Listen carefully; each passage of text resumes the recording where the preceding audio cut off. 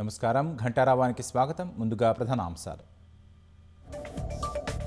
రాష్ట్రంలోని పలు చోట్ల అడుగంటుతున్న భూగర్భ జలాలు, నీరందక ఎండిన పంటలు, ఆందోళనలో అన్నదాతలు.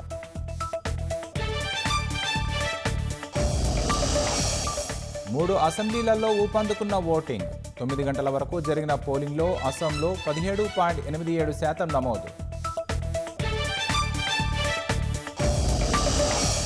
జమ్మూ కాశ్మీర్లోని కుప్వారా బస్టాండ్లో భారీ అగ్ని ప్రమాదం. అగ్నికీలల్లో చిక్కుకొని ధ్వంసమైన 7 బస్సులు, తప్పిన ప్రాణ నష్టం.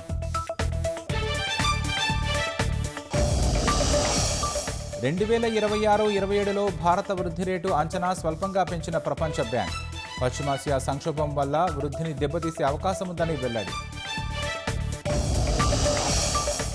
ఒప్పందం కుదిరే వరకు అమెరికా బలగాలు ఇరాన్ చుట్టే ఉంటాయన్న ట్రంప్. గతం కంటే భీకరంగా టెహ్రాన్పై విరుచుకుపడతామంటూ వార్నింగ్.